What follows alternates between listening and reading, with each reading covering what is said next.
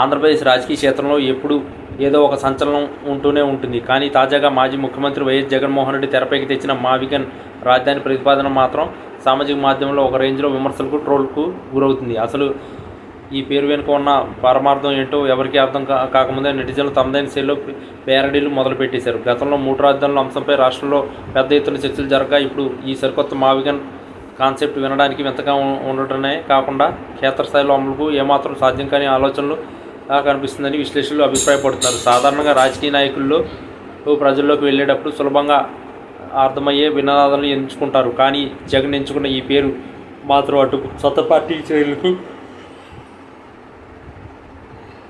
ఇటు సామాన్య ప్రజలకు కూడా ఒక పెద్ద పజిల్లాగా మారింది. అంటే మాచర్ల, వి అంటే వినుకొండ, గన్ అంటే గన్నవరం అని కొందరు విశ్లేషిస్తే, మరికొందరు మాత్రం ఇది కేవలం తన పట్టున్న ప్రాంతాలను కలిపి చేస్తున్న విన్యాసం అని ఎద్దేవా చేస్తున్నారు.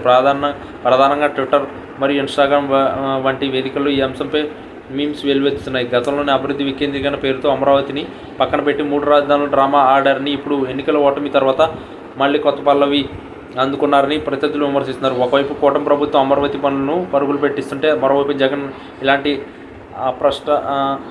అస్పష్టమైన ఆలోచనలతో ముందుకు రావడం ఆయన రాజకీయ పరిపక్వతకు నిదర్శనమని సోషల్ మీడియాలో పోస్టులు పెడుతున్నారు. ముఖ్యంగా గన్ అనే పదాన్ని వాడడం వెనుక ఉద్దేశం ఏంటని శాంతి భద్రతల కోణాల్లో కూడా కొందరు వెటకారం చేస్తున్నారు. రాజధాని అంటే రాష్ట్రానికి గుండెకాయ అలాంటిదని, అది ఒక స్థిరమైన నమ్మకమైన ప్రదేశం అయి ఉండాలి. కానీ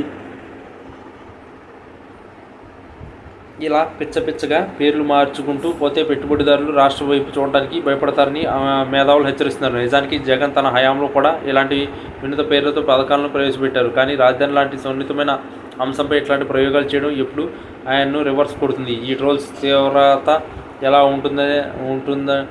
ఉందంటే జగన్ ఫోటోలను గన్లతో ఎడిట్ చేసి రకరకాల ప్యారడీ పాటలు జోడించి ఈ వీడియోలు వైరల్ చేస్తున్నారు. రాజకీయాల్లో వ్యూహాలు ఉండాలి, కానీ అవి ప్రజలు హాస్యాస్పదానికి గురి కాకూడదు. ప్రస్తుతం ఆంధ్రప్రదేశ్ ఆర్థిక పరిస్థితి దృష్ట్యా ఉన్న రాజధానిని నిర్మించుకోవడమే గగనమైపోతుంటే, మళ్ళీ కొత్తగా మా వీకెండ్ అంటూ రాగం అందుకోవడం కేవలం ప్రజల దృష్టిని మళ్లించిన ప్రయత్నమే అనిపిస్తుంది. జగన్ ఈ విమర్శలను పట్టించుకోకుండా తన పంతంలోనే వెళ్తారా, లేక ఈ ట్రోల్స్ చూసి తన నిర్ణయాన్ని మార్చుకుంటారా అన్నది వేచి చూడాలి. ఏది ఏమైనా ఒక సీనియర్ నాయకుడి నోటి నుండి వచ్చిన ప్రతిపాదన ఎలా జోక్గా మారిపోవడం మాత్రం రాజకీయ వర్గాల్లో హాట్ టాపిక్గా నిలిచింది. ఒక రాజధాని నగరం అనేది చరిత్రను, సంస్కృతిని ప్రతిబింబించాలి, కానీ ఇలా అక్షరాల కలయికతో తయారు చేసే షార్ట్కట్ పేర్లు కాదని నెటిజన్లు హితవు పలుకుతున్నారు. ఈ పరిణామాలను చూస్తుంటే రాబోయే రోజుల్లో ఏపీ రాజకీయాల్లో రాజధాని రగడ మరింత ముదిరేలా కనిపిస్తుంది.